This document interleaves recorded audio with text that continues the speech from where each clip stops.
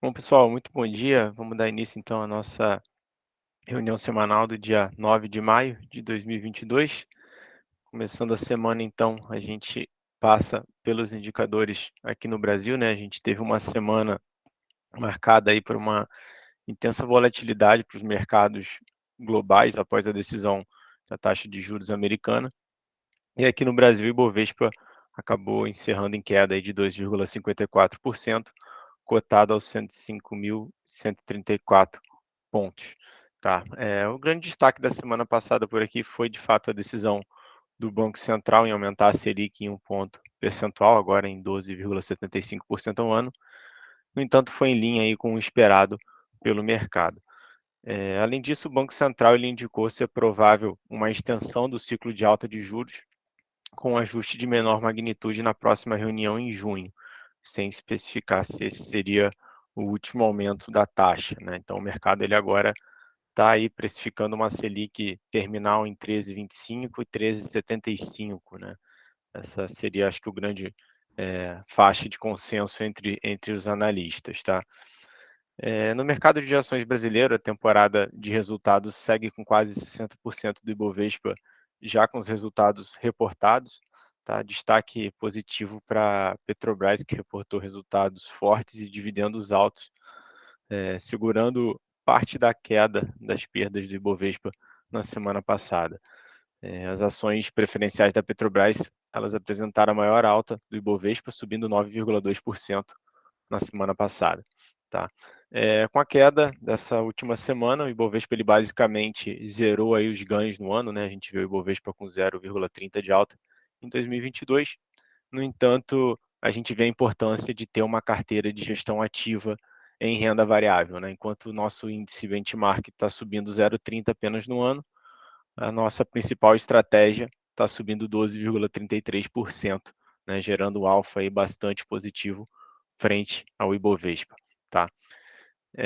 Seguindo para o cenário internacional, né, a gente vê nos Estados Unidos o destaque realmente ficou por conta do Federal Reserve, que deu mais um passo em sua política de aperto monetário, né, ele subiu os juros em 0,50 pontos percentuais, superando a alta dos 0,25 pontos percentuais na reunião anterior, e sinalizando que o ciclo deve continuar nesse mesmo ritmo, tá?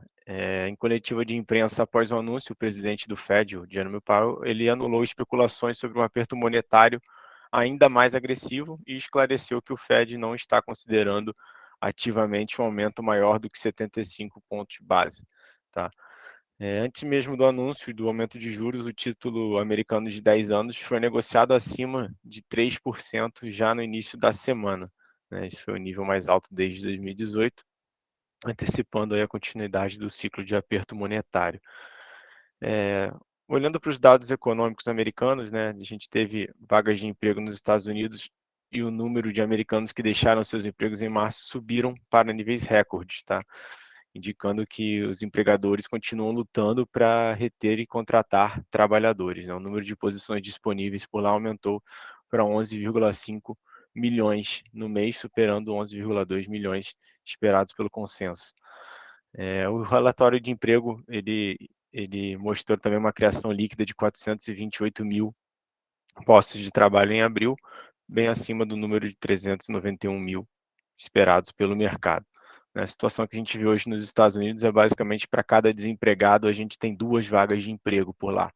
Então a gente vê essa constante briga entre os empregadores para tentar manter seus funcionários na empresa, dado o grande número de vagas disponíveis, né?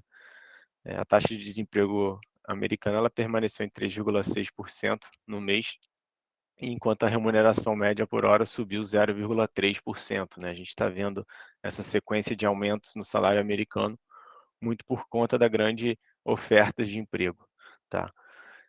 Os dados eles destacam fortes fundamentos na economia americana, apesar da contração do PIB no primeiro trimestre. Olhando para a China, né, o presidente Xi Jinping ele pediu para prosseguir com a política zero Covid, né, além de afirmar que o país irá combater tudo que questionar a estratégia sanitária, né? Então, uma postura aí bastante, é, a gente vê que o presidente chinês ele segue com uma postura bastante rigorosa com relação ao Covid, tá?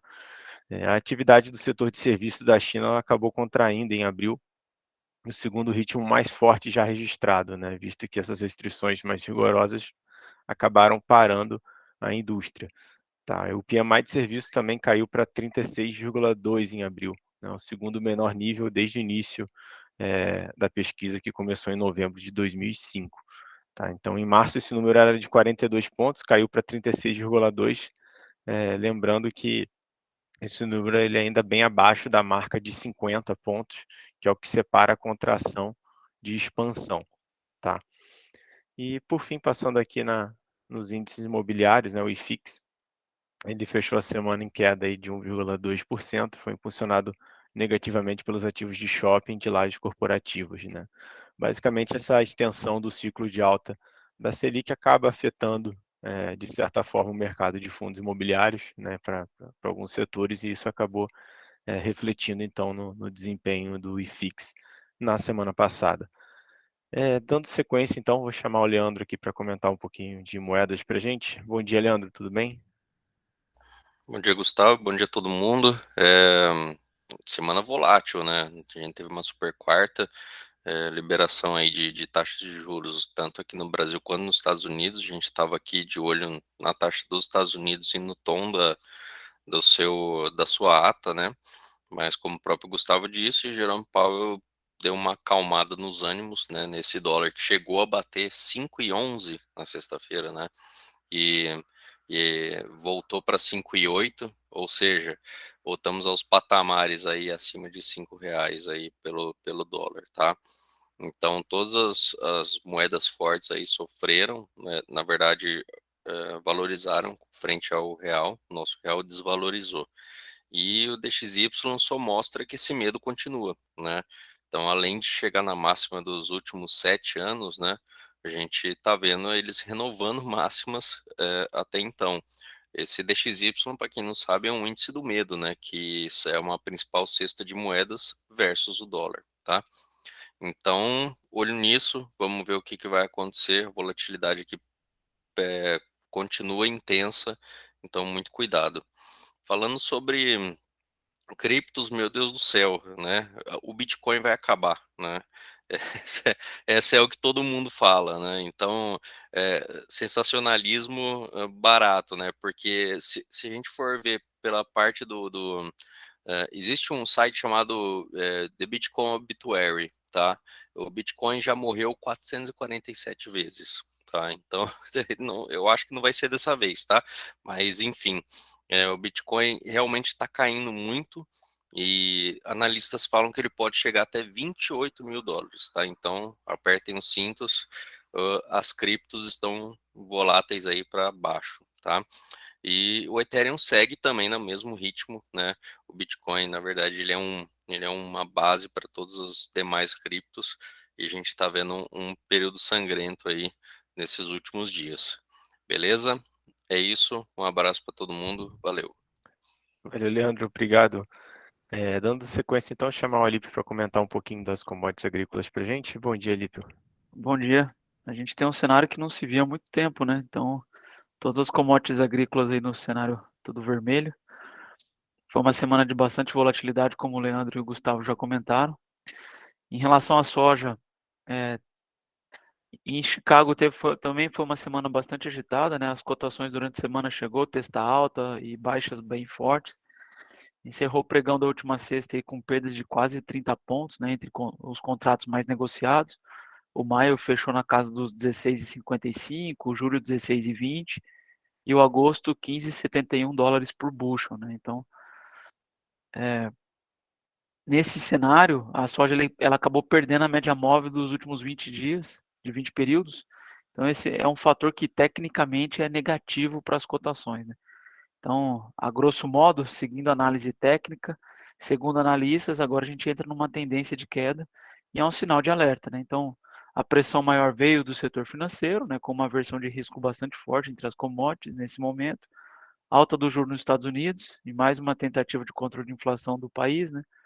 Foi um dos pontos de atenção no mercado nessa semana, mexendo com o fluxo monetário mundial, igual o Gustavo comentou, e para os especuladores, né, quando se tem uma grande incerteza econômica, muitas vezes eles procuram as commodities agrícolas, né? E isso acabou puxando o preço no passado recente.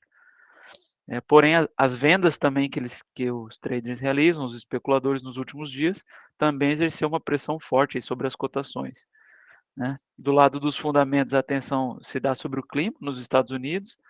A condição das últimas semanas não foram as mais adequadas para os trabalhos no campo, né? O que se espera é uma melhora para essa semana que se inicia hoje, né? As atenções também estão voltadas para o relatório do USDA, que é o Departamento de Agricultura dos Estados Unidos, com as primeiras projeções para as safras 22 e 23 norte-americanas e também para o resto do mundo. Esse relatório vai ser divulgado no próximo dia 12 de maio. E por aqui no Brasil, na B3, né, então, como é um contrato espelho, só que é negociado em dólares, a saca fechou a 35,76 dólares a saca aqui na B3, tá? O milho, uma queda forte de 4,77. Tanto em Chicago quanto na B3 também as cotações cederam bastante, né? E aqui ainda o dólar ajudou a limitar esse recuo aí dos preços, né? Então, perderam mais de 1% nos primeiros vencimentos, levando o contrato julho a 91, o setembro 22, que é um contrato importante para a segunda safra, fechou a 94 e o atual a R$ 87,86, que é o que vocês estão vendo aí na tela, né? Ainda assim, é preciso ter bastante atenção com a chegada da segunda safra, né, que pode pesar ainda sobre os preços, essa safra vir cheia, né?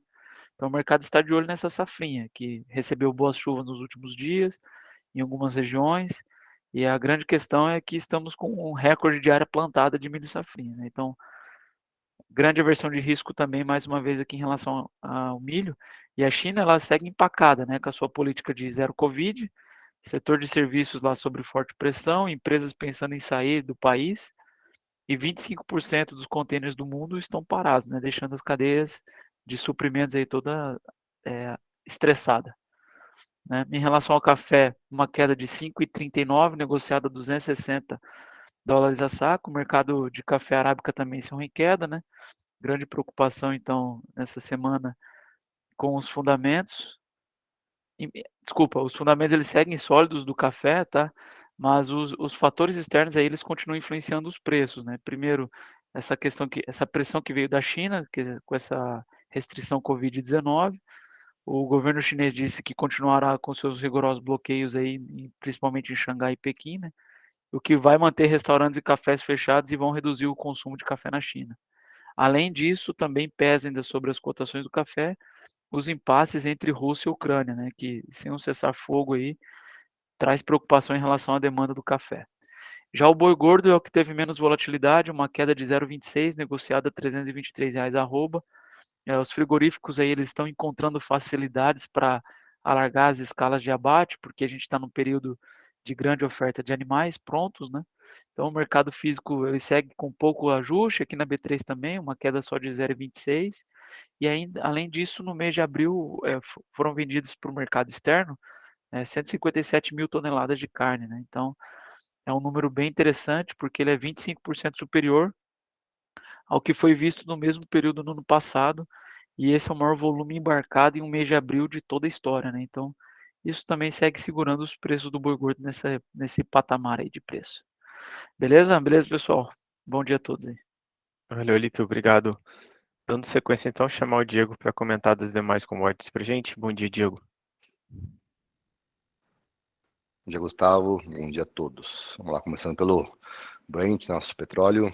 Teve uma segunda aumento semanal consecutivo, né, uma forte alta de quase 6%, já que as sanções aí da União Europeia ao petróleo russo aumentaram e a perspectiva de oferta mais apertada, né, fizeram com que os negociadores aí praticamente ignorassem essas preocupações de crescimento econômico que a gente vem falando, né, os colegas falaram bastante aí da China, a gente vem falando nas últimas semanas dessa preocupação, né, talvez podemos ter até alguns países de recessão técnica, mas essa questão dos embargos aí, a Rússia realmente ganharam bastante força, né?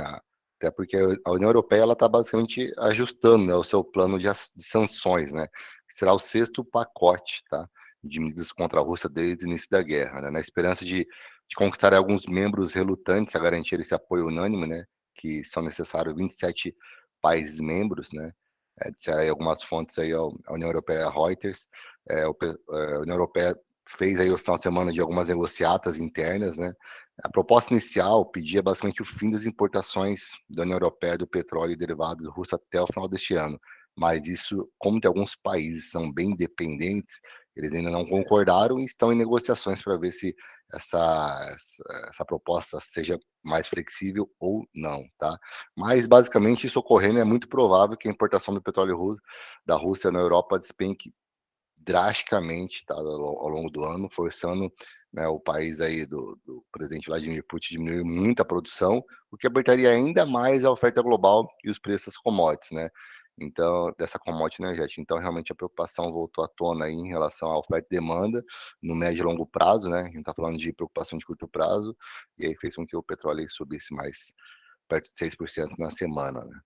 Já por outro lado, o minério de ferro aí teve uma semana forte de queda, né? Só na sexta-feira, para vocês terem uma ideia, os contratos futuros aí de minério na bolsa, tanto da Dalian quanto Singapura, caíram em torno de 5%, né?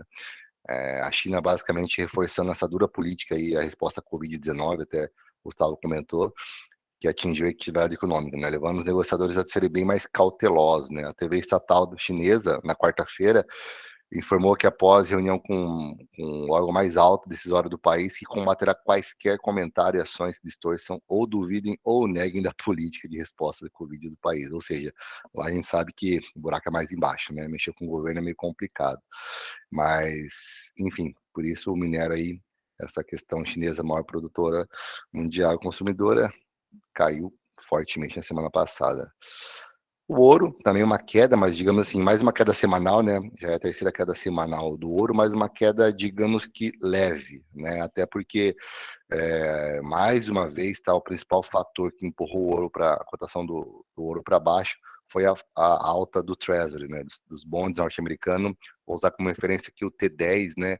Teve uma alta semanal de quase 7%, pessoal. Isso é uma coisa muito, muito forte, tá? Falando para um bond norte-americano, que o T10 é basicamente o principal bond norte-americano ali de renda fixa, tá? A cotação fechou na faixa de 3,13% ao ano, né? O título o tesouro de 10 anos deles, né? Basicamente, um nível muito próximo ao pico de 2018, tá? Então, isso aí chama muita atenção.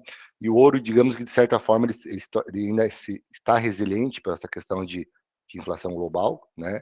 Esse cabo de guerra, como eu venho comentando há algumas semanas, mas fechou um pouco abaixo do patamar de $1.900 a onça, tá? Pode passar o slide, por favor, Gustavo. Falando um pouco agora dos nossos DIs, né? Então, fica claro aí pelo slide que a gente teve uma alta em toda a curva, né? E a elevação foi bem intensa, acompanhando aí o movimento do rendimento dos títulos norte-americanos, como eu comentei há pouco, né? Passaram a precificar aí um aperto monetário mais demorado e, digamos, mais amargo para a economia, né? A semana também foi marcada pelas decisões de aumento da taxa de juros nos Estados Unidos, no Brasil, conforme esperado, né, na super quarta, mas com sinais de realmente de mais altas pela frente, né? O ciclo de aperto monetário brasileiro está próximo do seu estágio final, né? Pela última alta, poderia se imaginar que esse último aumento seria o último, mas realmente com algumas atualizações, alguns números bem ruins, né? Do IPCA e dos núcleos fizeram com que o Banco Central aí deixasse a porteira aberta, digamos assim, e deixou entre linhas, né, não saiu a ata ainda, mas o comunicado pós-reunião é que teremos uma provável alta na próxima reunião, né, na de junho, ainda que menor, torna provável que a Selic chegue no patamar de 13,25, tá? Lembrando que desde março do ano passado, o Copom, né, o Banco Central Americano, do Brasil, vem aí aumentando as taxas de juros Selic e mostra que realmente está bem próximo aí dessa pausa do ciclo de alta, tá? Curva de juros futuro, uma curva de juro real, na verdade, né? Ela reflete aí as taxas de tesouro IPCA, encerrou a semana também com uma pressão bem altista, principalmente nos vencimentos intermediários, tá? O prêmio. Desculpa, pessoal. O prêmio de risco aí também aumentou bastante, né? O cenário inflacionário aí do mundo parece que cada vez mais desafiador a médio e longo prazo. Esse lockdown na China e realmente guerra na Ucrânia, enfim, e essa demanda ainda aquecida dos Estados Unidos está fazendo com que o conflito, né, seja bem grande aí, né? Esse choque de números. Então, só reforçando, né, o que ocorreu na semana passada, e além do Banco Central, né, brasileiro e norte-americano, como já falado, o Banco da Inglaterra e o Banco Central do Chile também se destacam aí nos que elevaram a taxa de juros da referência. O mundo, basicamente, né, sendo um pouco redundante, mas é muito importante falar disso, passa por um momento de inflação historicamente alta, né, essa política monetária bem apertada em diversos países, cada um com a sua maneira. Esse freio na atividade sugere que a economia global desacelerar, né, gradativamente, e muitos analistas comentam que é bem possível que nós possamos ter aí recessões nos próximos trimestres, né. Já por outro lado, o mercado de trabalho aí norte-americano continua bastante aquecido, né, o Gustavo comentou, é possível observar pelos dados do payroll, né, que foi divulgado na última sexta-feira, a criação aí de vagas de emprego no setor agrícola na faixa de 428 mil novas vagas, né, acima do consenso, e a taxa de desemprego continua 3,6, né, os Estados Unidos continuamos falando que eles estão no pleno emprego, né. Além também de uma taxa mensal de 0,3 nos salários, que demonstra esse sobreaquecimento, né, que também sofre com a inflação elevada. O Gustavo comentou aí que hoje para cada vaga, né, nos Estados Unidos tem, na verdade, para cada 2 candidatos tem uma vaga, né, então tá sobrando aí gente, né. Já na China, mais um mês de lockdown em Xangai, completou na semana passada, o crescente descontentamento da população, né, e agravamento de problemas na cadeia de suprimentos globais, como o Alípio também reforçou.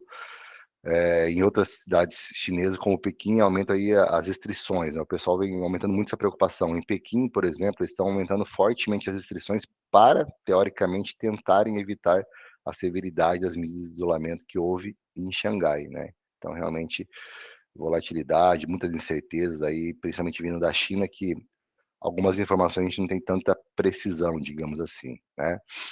Só corrigir um comentário, comentei há pouco que, né, aqui nos Estados Unidos tem 2 candidatos para uma vaga, ao contrário, né, tem um candidato para 2 vagas, por isso que essa inflação de salários lá, o aquecimento tá muito alto.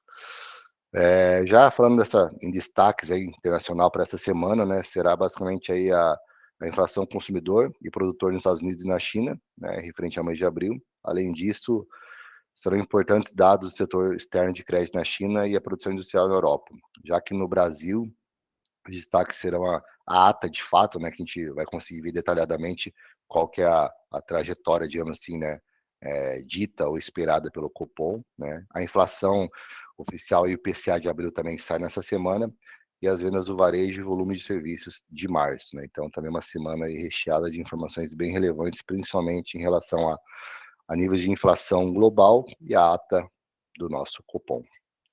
Valeu, Gustavo.